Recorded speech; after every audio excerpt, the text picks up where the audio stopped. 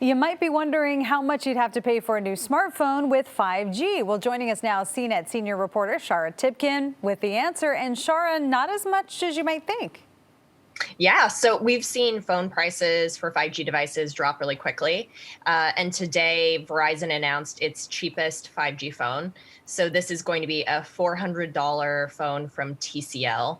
It has some of the nicer features that you're used to in devices, big screen, fast processor, but it's really cheap. Yeah, $400.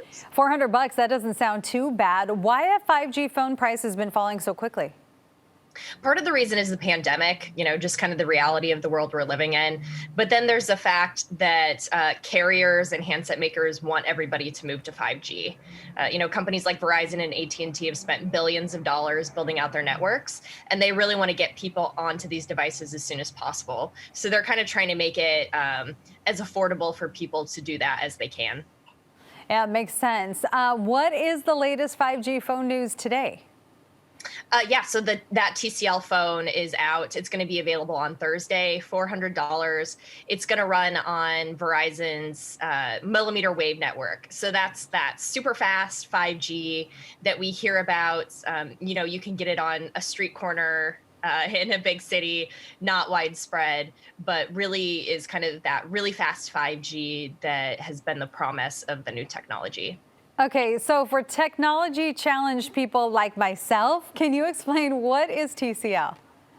Yeah, so TCL, I think people probably know them for their TVs. It's this giant Chinese company, makes really good displays.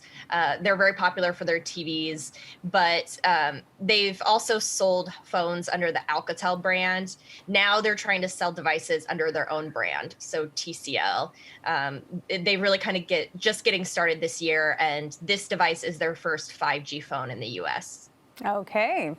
All right. So let's switch gears a bit. Let's talk about Facebook and about how it's getting into the world of game streaming. Yeah, so Facebook is kind of trying to do what a lot of its competitors are doing, which is having a game streaming service. So if you think this is kind of like Netflix, except instead of movies, you're playing games.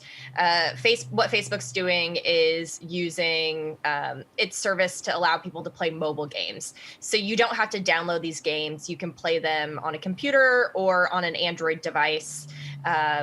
Just over the internet. So you don't ever have to actually put anything on your phone. Notably, these won't be on iPhones, but they will be on other devices. Yeah, why won't these work on iPhones? So Apple has a policy that it wants to approve every single game that's in a game streaming service.